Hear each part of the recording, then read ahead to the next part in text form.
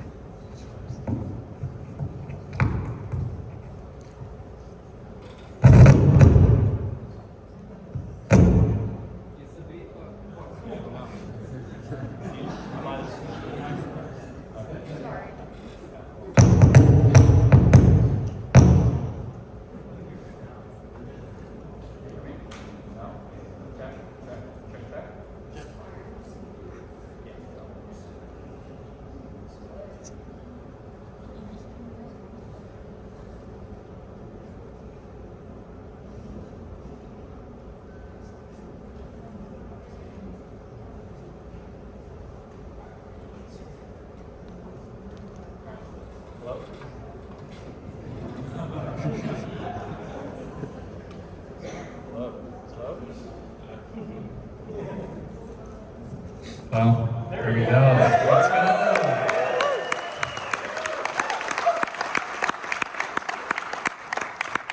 All right. Now that we got that settled, my name is Christopher Ries. I'm one of the co-founders of Sphere One. We're out here in Austin. We're glad you came to the session. Thank you for coming to the session. And I'm going to talk a little bit more about crypto's footprint across emerging countries. So let's take it from here.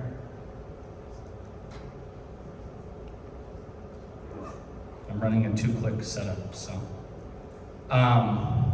So I think the big problem is a lot of the world, despite us and some other more developed countries, have limited access to traditional finance services and asset classes that you and I take for granted, right? This could be banking, this could be credit, etc. So Web3 has the opportunity with those specific rails to make that more available to folks in some of these other emerging and developing countries. So it's kind of staggering, but 1.7 billion is the number of folks that are unbanked across the globe. And similarly, they don't have access to other core financial services too that you and I take for granted. And this is for a number of reasons, but primarily it's due to cost and physical barriers. I think you see this, glimpses of this in the US financial system, but the US financial system definitely rewards folks that have higher depository balances, with things like wires and stuff that you and I take for granted, like checkbooks. Those are covered, but folks that may not have as high balances have to pay for that. So you can only imagine kind of what that looks like in some of these emerging countries. So of these 1.7 billion people, there's a good amount of them that could partake in these financial services. There's about 480 million that have access to the internet, and even more that have access to smartphones. And the infrastructure for this is only getting better, right? You have folks like Starlink investing heavily into democratizing internet access into a lot of different regions across the world. So this number will only go up. So the number of investments and acquisitions have taken a little bit of a curtail in recent years. But there's still a lot of money rolling through the system, a lot of really highly valuable startups working on some really interesting problems in the Web3 space. And it's been interesting, you've seen this all across the news in different headlines, but there's a good amount of like creative and economic destruction that has been had in the past year, especially with the collapses of Terra and some major high-profile crypto bridge hacks like Wormhole and other areas where you see some of these Web3 companies kind of go under. But there's this really cool macroeconomic theorist. His name is Schumpeter, and essentially in macroeconomic circles, he was made fun of because essentially his theory was like, to make money, you need to spend money. So like, there's a fair amount of economic destruction that must be had to gain new economic advances and opportunities.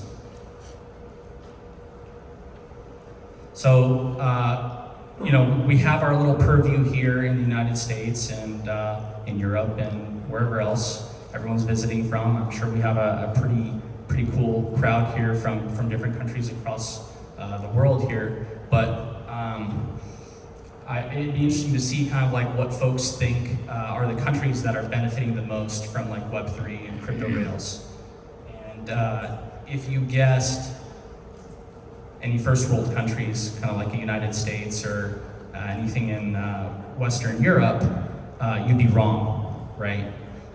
It's really interesting looking at the value that's derived from crypto in some of these emerging countries in LATAM and in South Asia, and even the Middle East and LATAM. So it's definitely interesting seeing those use cases in everyday life. I feel like in the United States, we see a lot of folks, you know, pumping NFTs and other kind of like luxury goods and services in crypto.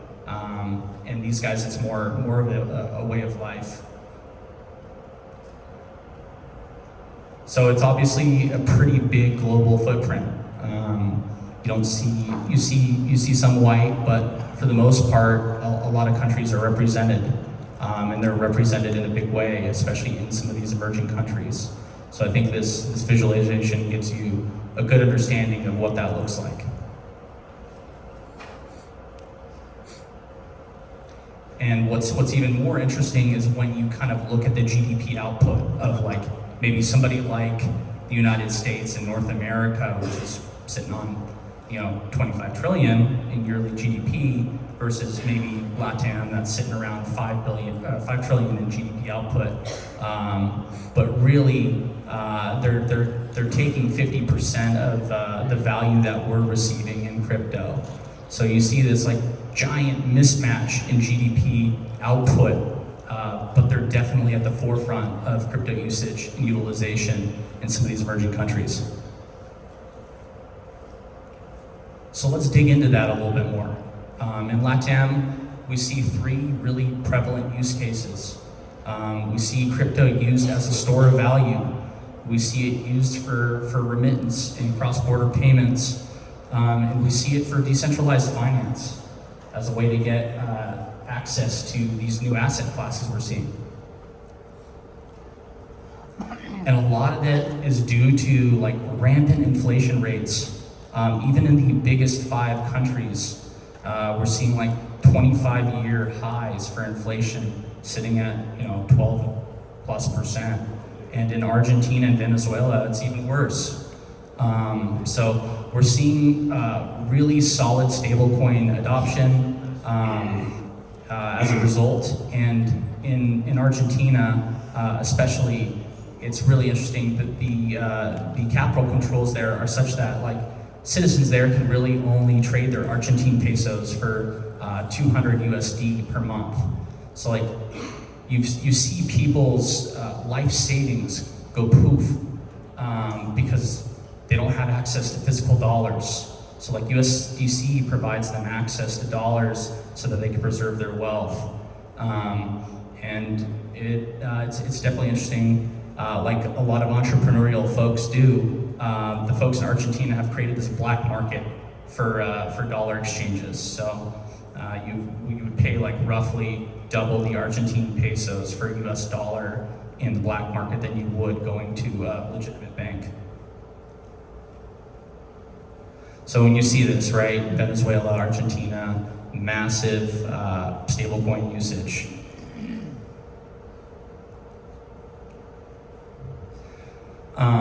So let's move on to remittances, right? This is like the second of 3 major use cases in LATAM. And people don't really know this, but like one of the largest remittance corridors is from US to Mexico. And it's a massive market. It's $50+ billion just in crypto. So imagine what that looks like in Web2, right? So it's giving people an opportunity to easily send money to folks in their homeland. A lot of them are immigrants that are pretty savvy crypto users sending money back home. And we'll see why that is in just a second here. But El Salvador is kind of doing the same thing with Bitcoin and stablecoins as well. So why is the blockchain a good solution for cross-border remittance payments? It's because they're really high. The transaction fees are so high, and it's a really cruel tax because you're taking from people that don't really have a lot to begin with, and then you're taxing them like 6 to 11% on top of that. And a lot of these payments are timely. So like you can see why the blockchain would be good for this specific use case, because the fees aren't nearly that high, especially on L2 scaling solutions. And the time is much better than 2 to 3 day settlement period. And obviously the last use case would be decentralized finance. People want, especially in some of these countries that have like lower inflation rates, not like triple digits in Venezuela, for example. They want an opportunity to make money using these new asset classes, using crypto exchanges in some of these LATAM markets. And retail activity has been pretty good there. On-chain activity shows that too. And I would say it's interesting seeing the parallels in growth between like traditional finance users versus like Web3 users as far as like user growth in some of these exchanges. So we see that. We see kind of like Venezuela obviously has like triple-digit inflation growth. I mean, they may not have as much money to put into crypto as an asset class versus like maybe Chile or like Brazil that's seeing low double-digit growth or low double-digit inflation. So we talked a little bit about LATAM. Let's talk about South Asia because their use cases are a little bit different. And it's interesting, like especially in places like India, where the government has hit crypto users with like a 30% capital gains tax, regardless of what you use it for across the board. And you see how much value is derived nonetheless. This is the same in China, despite the ban. We're seeing a lot of on-chain activity that was just like China's very active in crypto.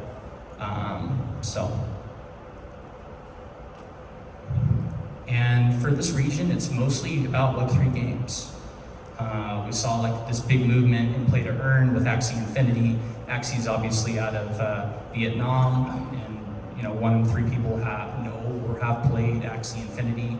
you've had guilds that have come out of Axie Infinity to give people that haven't had access to buy these NFTs to get started and play to earn the opportunity to come in and earn new tokens on Axie. And iteratively, you've seen like STEPN come in with Move to Earn, and who would have thought it would have been so fun to like run 10 miles a day and earn a couple $100s of Solana every day on STEPN. And you know, funny enough, we have a founder friend that like ended up buying a house here in Austin because he was on STEPN so much. But tokens a little bit further down now. But you see this kind of on this chart, especially like the correlation between NFTs and blockchain gaming, and this is where really South Asia shines as far as crypto use cases. So the other big one is remittance. Pakistan has kind of had an outright government suggestion for banning crypto, but they recognize there's a 20 billion opportunity in front of them for cross-border remittance payments, and they know their users. They know folks in Malaysia are heavy crypto users, and they're working with Alipay to essentially pull money inflows into Pakistan using blockchain technology to do that. So despite having like this negative outlook towards crypto, they see it as a great economic opportunity to pull money into the country. And obviously this is a good visualization that shows you how big remittance payments are in a bunch of different countries. So in Middle East, this is probably by far the largest opportunity for crypto. It's the fastest growing country in a group of countries and region in the world. That's for a variety of reasons. We'll dig into that. This kind of shows you how big this is relative to other countries. And I actually have a pretty good story. There was a non-for-profit group that was called Coda Inspire. Essentially, during the Taliban rule, people had their rights restricted, but as soon as kind of the US had a presence there, they started getting these fundamental rights back.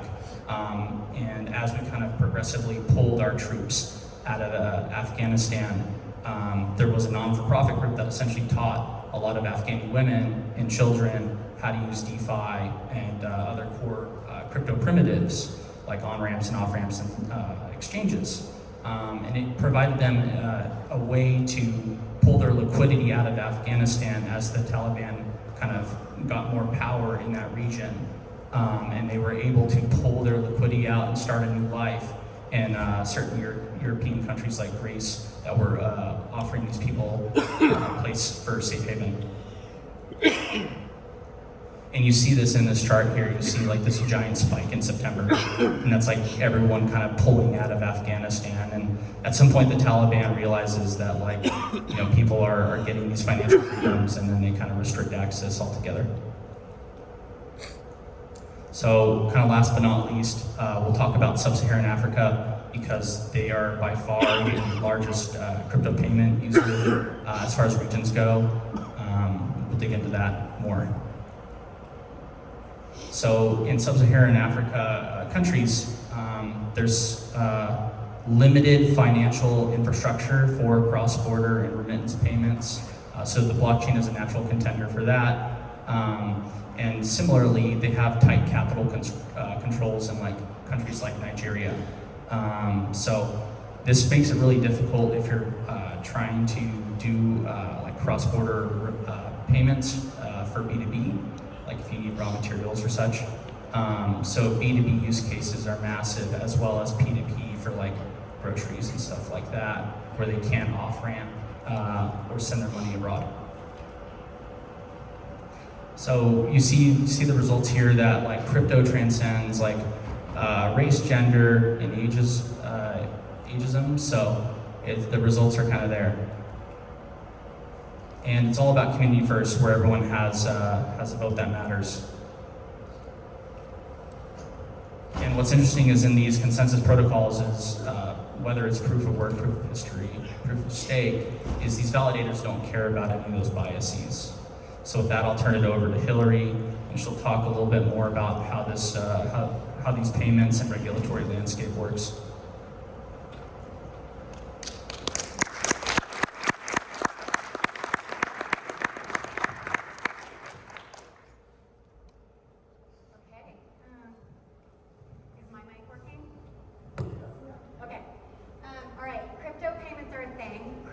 just talked about it. And so they are one of the really brightest spots in crypto. Lots of people use them for business and for personal reasons. And why? Because they're fast, they're secure, and they're cheap. So one of the biggest growing areas in payments is the business-to-business payment area. And the data that we have around it is somewhat unreliable, interestingly, because it's actually really hard to open a business crypto account. You wouldn't think that, but it is. So what people do is that they open a personal account and they use it for business reasons, okay? It's not great housekeeping for corporations, but at the end of the day, if you're trying to buy some raw materials from China, or you want to buy soybeans from Brazil, if you can't use crypto payment rails, you're in a world of pain. You could be waiting up to 2 weeks for your payments to settle, delaying your shipments. You could end up paying really high transaction fees, and you get skimmed on FX costs. I mean, the way that money travels is kind of crazy. You have to go to your local bank, you pay them the money, they then send it to one or more correspondent banks that are international, and at those correspondent banks, they change your money. They may or may not give you the prevailing FX rate. You can't shop around. It's somewhat not transparent. And then they have fees on top of it. So it's hugely inefficient from both a cost and a timing perspective. How did we get here? Well, okay, our existing bank payment rails, they run on a programming language called COBOL, which was developed by Grace Hopper in the 1960s. That's Grace Hopper. They run on mainframe computers, which have to optimize the memory.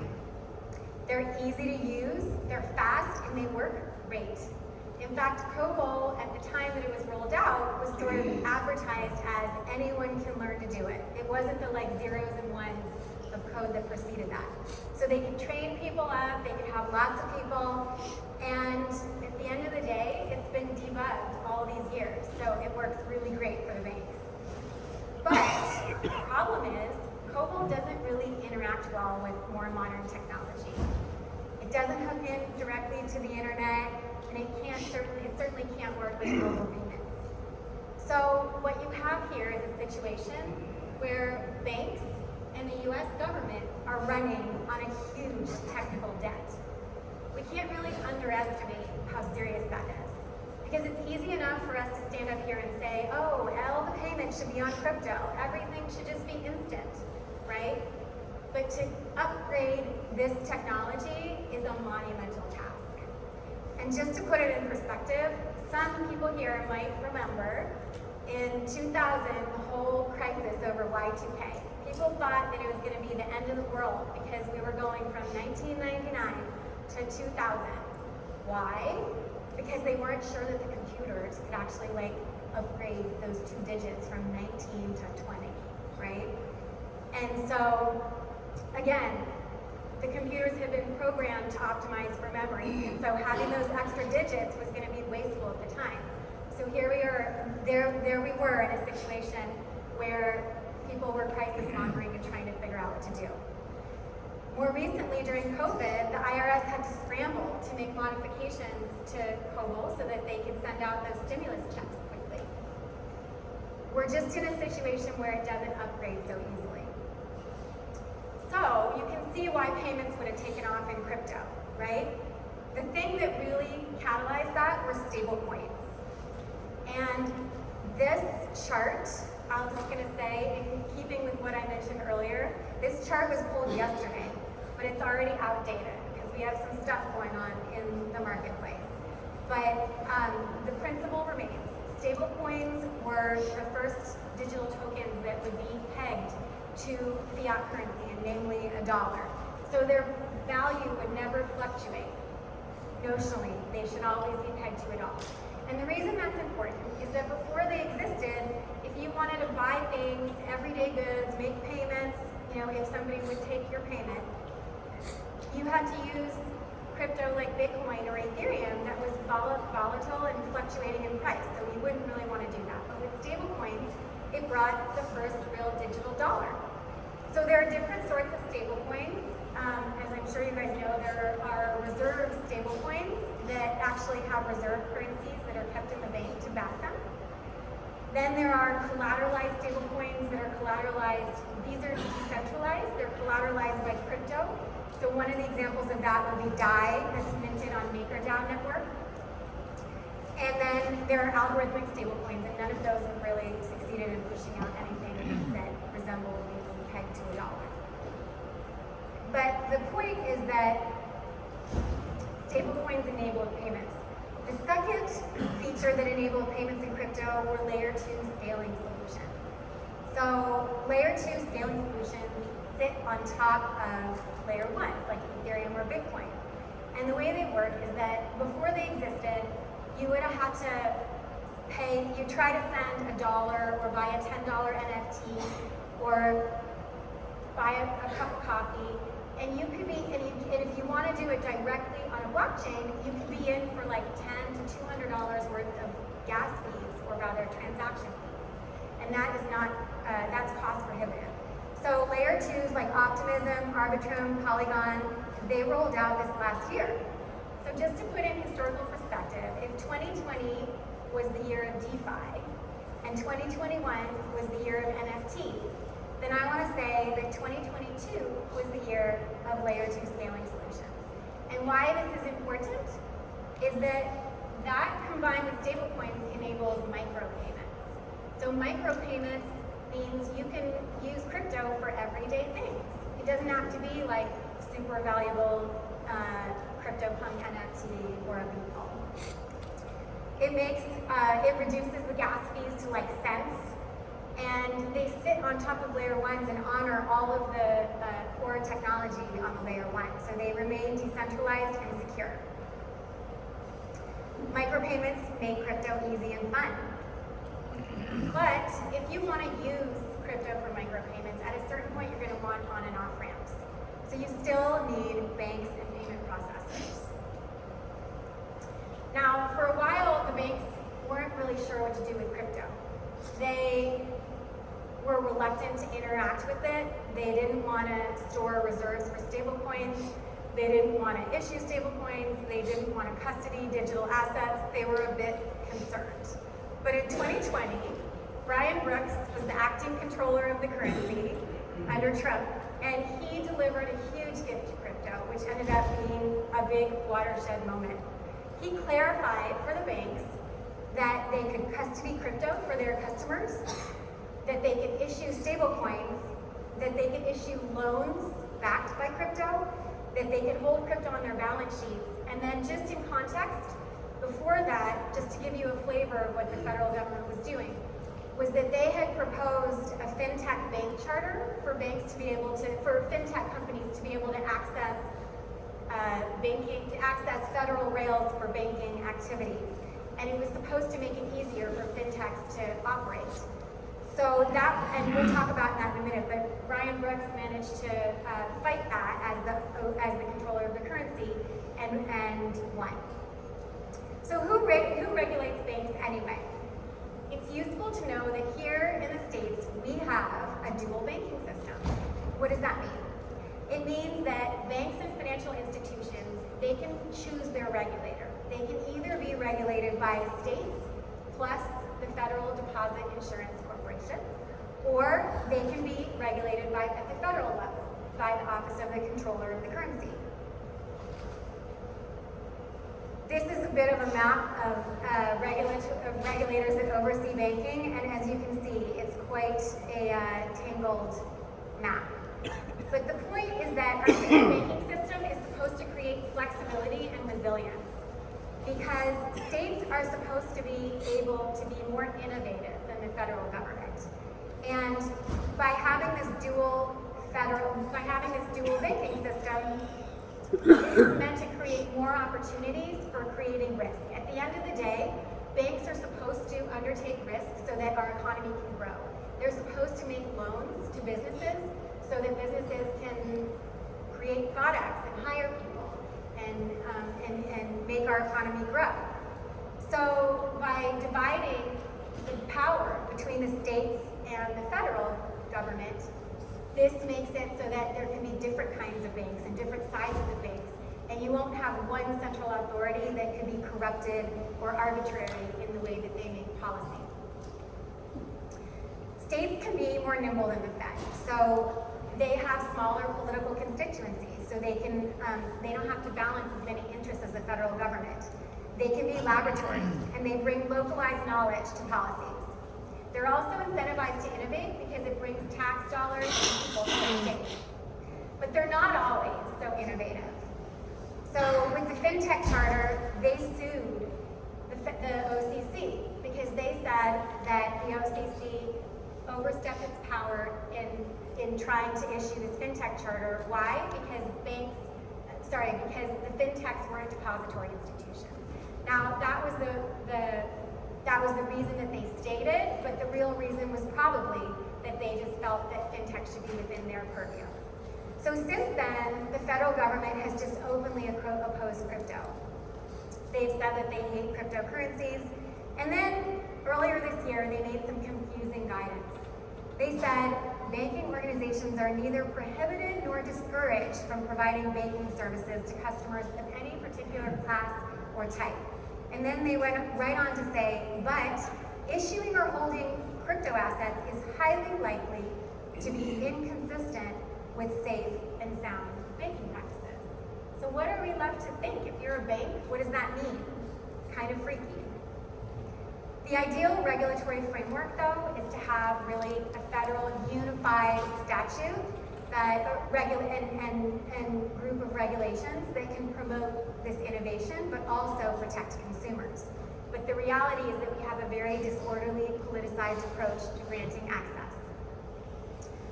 So, for example, there's a fight over master accounts. And master accounts are important because it enables banks or fintechs to access federal payment rails. That means that they can send payments very cheaply and quickly, they can serve more customers, and they can scale quickly. Now, one example of this is Reserve Trust was a Colorado trust company that had an operating master account, and they were clearing payments for a lot of customers.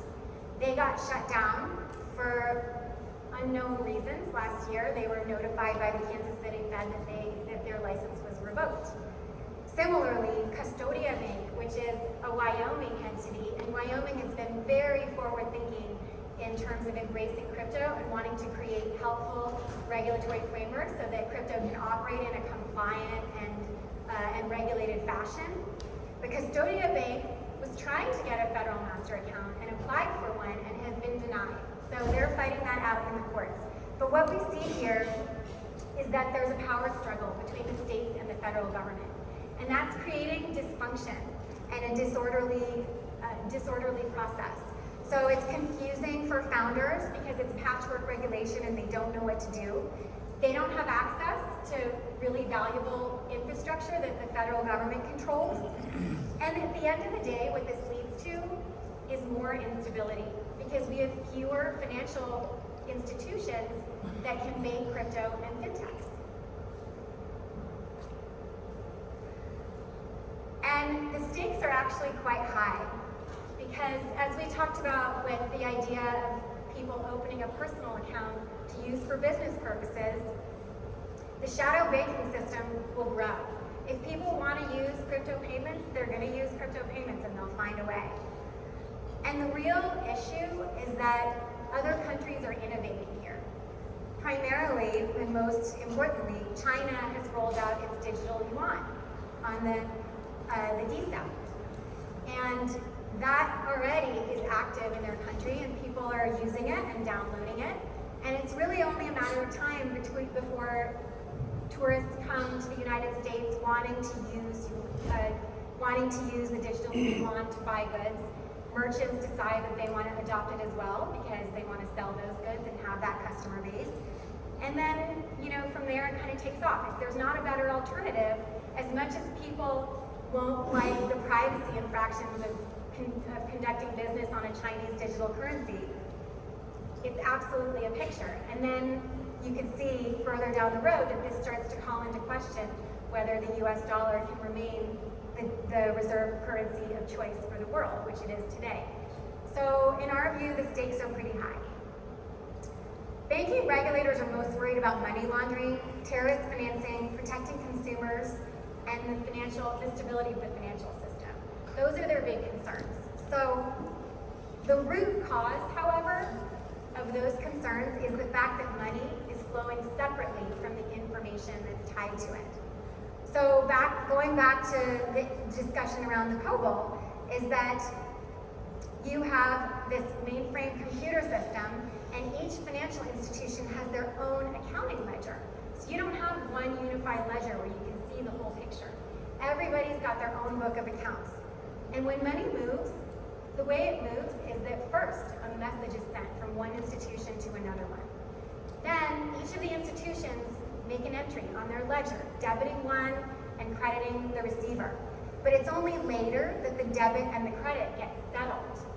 So you have this delay and a disconnect between the money and the information. What does that create, and why is that a problem? Well, it creates a risk of fraud because people can reverse transactions or write bad checks. You have no single account where you can see the whole system and know where the deposits are, where the ledgers are, what's backing the loans. Is it good collateral? Is it bad collateral? There isn't really any way to assess the full picture. And so you have to set up, the banks have to set up these huge compliance and fraud monitoring systems, and that's expensive. And that's partly why our banking fees are high. So crypto actually can deliver part of the solution. How? As programmable money. Information can be tied to the value that's being transferred. You can code the compliance and the information that you need into the token that's getting transferred. How? Well, there are 3 ways that you could do this. Essentially, what you're trying to do when you program money is you're trying to stop non-compliant transactions from happening. So you gotta keep out non-compliant users and prevent those transactions from happening on chain. So there are at least three ways that you could do it and that people are currently working on within crypto. You could either do it on the whole blockchain, and that's actually something that JP Morgan and their Onyx project is working on, the permissioned blockchain, where every node on the blockchain is permissioned, and that's not an open crypto system, I should say. But the second way that you could do it would be on the protocol level. And a good example of that is the Aave Arc platform, in which you restrict access to that protocol to people who are identified as okay. So know your client. That's what KYC stands for. So the third way you could do it would be to actually put the compliance on the asset. And there's a couple different ways. You could do that either by creating a permission token, meaning that the token can only be used by certain people and for certain purposes. And an example of that is happening on the Ondo Finance platform. The other way you could do it would be with a wrapper. You could put a compliance wrapper around a token, or rather any asset. So in this scenario, one company that's working on this is called Keyring Network. And what happens on Keyring is that users make the tokens compliant themselves. They can mint wrappers for their tokens. So what that means is that they can mint on a smart contract a wrapper for their token that sets the parameters that they want for that transfer. So users can decide if they're dealing with a bank, they can have all of their information already KYC'd on that wrapper so that they can get into the bank system. But you could also do it in more opt-in ways. So you might decide in certain interactions you only want to give your name. You don't want to give your date of birth. Or you could do it for any sort of information. And the wrapper could actually be used in other settings and not just compliance. Imagine a loyalty program or a membership club or any situation in which you want to be able to control the access and flow of that token. But it's all done by programming a smart contract. So it's done automatically. You don't need layers and layers of monitoring and compliance. So what happens is the contract performs a check before the transfer is done, and the transfer is only allowed if the sender and the receiver are okay. And the key here is that the information that it's wrapped in, so personally identifiable information, is stored using Web3 technology of zero-knowledge proofs or verifiable credentials. Zero-knowledge proofs work in such a way that you can prove that something is the case without actually having to disclose that information. That's one of the most powerful tools in Web3, and it's going to enable us to do all kinds of things with data that we couldn't do before. So what we have here is really a crypto tool that can eliminate the whole compliance bureaucracy and make it so that the information travels with the token. And also, today I'm sure many of you have interacted with Web2 platforms and like Jumio, etc., the prevailing ones, where you got to take a picture of your ID and then it verifies you, and your ID is probably on like a bunch of different, you're using it for a bunch of different websites. While companies like that, they have to store all of that personal data in some kind of centralized place. They have to secure it to make sure that no one's hacking it, like what happened in the Equifax hack, and that costs tons of money. So this solves a really big problem in many ways, not just payments. So the message that I hope that you all take away from this talk is that crypto has evolved from its cypherpunk days. And it's really a tool that regulators, banks, compliant environments can look to as one of their power tools. It really holds the promise to be able to solve a lot of the problems that we're seeing today if we can give it the right conditions in which to innovate.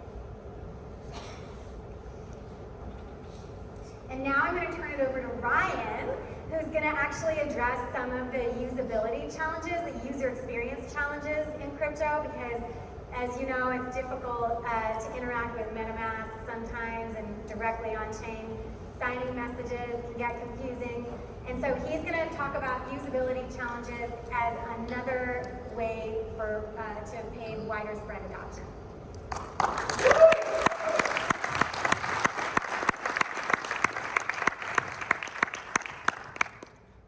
Is this working? Awesome. Yeah. All right, cool. So Chris talked about how this works across the globe. Hilary talked about kind of regulatory and compliance and how existing financial systems work. I'm going to talk about the design patterns and kind of what's going on in Web3 and kind of where it's falling short. So famous Steve Jobs essentially said you have to start from the customer experience and work backwards towards the technology. Right now, we're not really doing that at all. So this here is actually not Steve Jobs. This is an imposter, if y'all didn't know. But someone who wanted to be Steve Jobs, but yeah. So you can kind of see this throughout history. So you have taxis that turn into Ubers. You have traditional flip phones that turn into iPhones. You have combustion engines turn into Teslas. Hopefully not wrecking into buildings, but Teslas that, you have Teslas. And then you have hosted compute that then turns into Kubernetes. Awesome. So Don Norman essentially talked about there's three kinds of processing for design. So essentially you have visceral processing, which is essentially your initial takeaway. You have behavioral, which is how intuitive something is. And then you have reflective, which is kind of your emotional side of what you see. I'm gonna run through a couple of use cases for what's actually wrong in Web3, and I'm gonna kind of hit what's on Web2 and then what's on Web3, and kind of where we need to go. So first up, I'm gonna talk about notifications. So essentially, how do we notify the user of something that's important or an action that they need to take? In Web2, this is push notifications, this is phone call notifications, SMS messages. In Web3 right now, it's pretty silent. You have your blockchain, your ETH wallet that gets some kind of notification that maybe you opted into, but you didn't get something on Solana, you get liquidated, it's kind of a pain in the butt. The other thing is that maybe you hear about stuff on Discord, it's kind of a mess, it's all over the place. So effectively, how can we change this design pattern? So we can move to something that's much more fast and reliable, and that's more familiar for the users. It still should be prescriptive and give users the ability to opt out, but we can effectively move more towards that. Next up is identity. Hilary kind of talked on some of this already, but essentially helps users consolidate data and access. Right now, when you look at Web2, essentially you look at either, you kind of log in with something either that you are, that you have, or that you know. It's kind of one of the three. And these are a couple different methods of how people do that. One is OAuth. And then effectively what we do is we look at governance and like scopes. So when you log into like Google, you kind of give Google or whichever client that you're using scopes of that information. So name, birthday, photo, that kind of thing. How it is in Web3 is it's very fragmented. You have different public keys across different networks, sometimes on the same network as well. And only about 3% of all wallet addresses have a naming service. So if you've ever seen like, Ryan.eth or something like that, that's not mine by the way, that's only about 3% of wallets. So that's like the best thing that we've done so far. It really hasn't proliferated too much. So how can we change this? Or actually, we can move towards more abstraction, but in this, we actually kind of highlight a problem that's actually more recent. So it's called like address poisoning, and effectively what someone can do, like a bad actor, is they can send you like a payment, like 1 cent or something like that.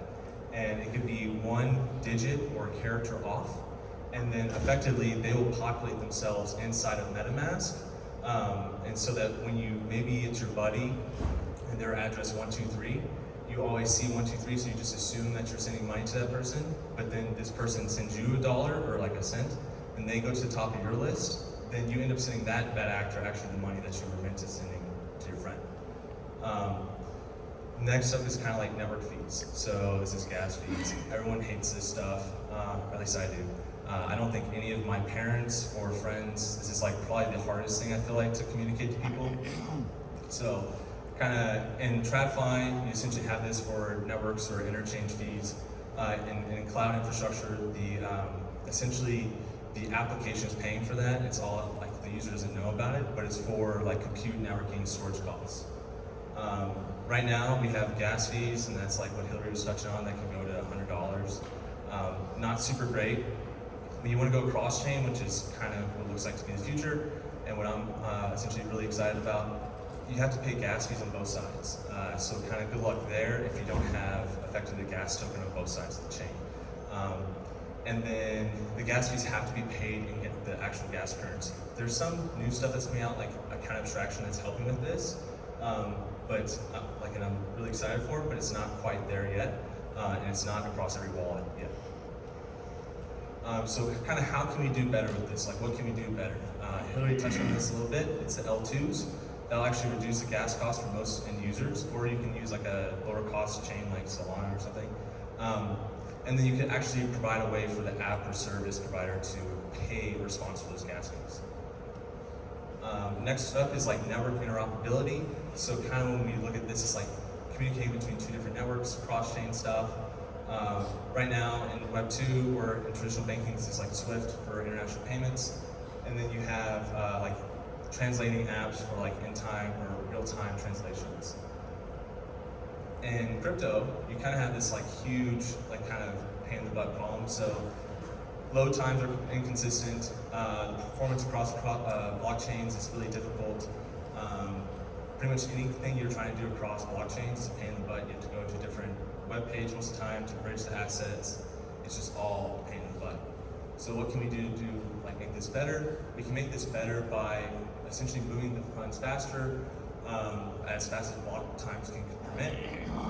We can effectively reduce and consolidate the fees, and then we can effectively also do some stuff around reducing the number of clicks. So Chris actually did a thing for us on YouTube. It's on there. It's like, I think it takes 60 clicks to go from one application to another across different chains. Most of us would probably stop after a few, but if you're really, I guess, into it, you'll do 60, which a lot of people are doing right now. And then there's jargon. So everyone's aware of like kind of what that is. Like effectively, it's language that you need to use for the application, or understand for the application. In web, this is www or HTTPS, that kind of stuff. Or in like football, it's like blitz plays or like routes that you run. In crypto, this is like public keys, secret recovery phrase. Like this is, there's a lot of it. And I talked to my parents about any of this stuff. They have no idea what the heck I'm talking about. So it's kind of wild. So how can we make this better? Well, effectively, we can abstract this away. We can also abstract away the network. So most users go in, they touch Twitter or Instagram, they have no idea what's actually running behind the scenes.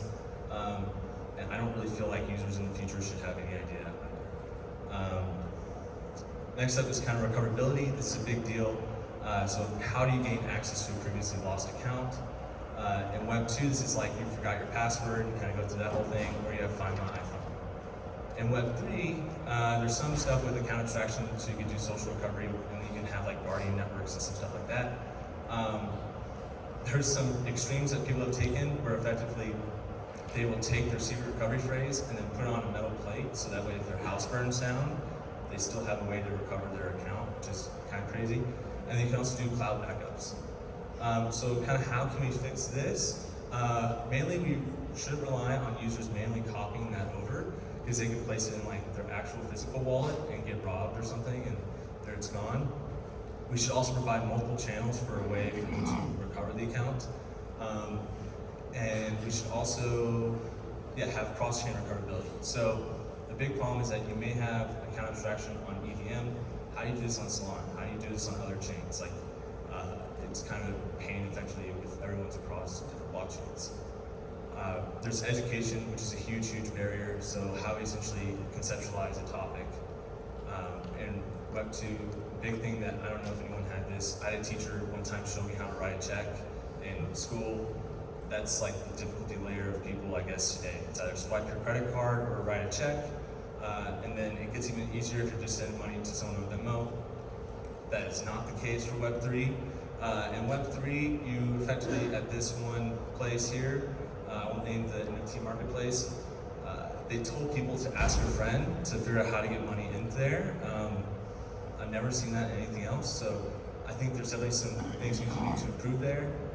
But education around gas fees, you have to learn how to use MetaMask. Swapping currencies also requires you to go to a different web page. It's kind of crazy. So how can we do this? Like, how can we make this better? We should move more towards like a familiar environment. So like something that's like more of a Venmo. We should abstract away the complexity, something that's with account abstraction would do. We should remove jargon. Like, I'm not a big fan of a lot of the jargon. I feel like a lot of technical people love it, but the non-technical people do not. And then we should follow existing design paradigms. So kind of where is stuff heading, and where like do we kind of think stuff's going? I'm a big proponent on this whole abstraction phase, and I think a lot of things are going to go towards the application layer. Hilary talked about the different years, DeFi, and you have like L2s. I think all of those are building blocks to build actually a great application layer, so that you can actually have widespread adoption. If the application layer requires people to go through all these hurdles that, like I mentioned, I don't think my mom or my grandma or anyone would hop on and use this stuff. So I'm really excited about like where things are headed, because I think it'll actually help with global adoption across for DeFi cases and regulatory compliance and everything across the board. You want to do Q&A? Yeah. We have time? Cool. Does anyone have any questions?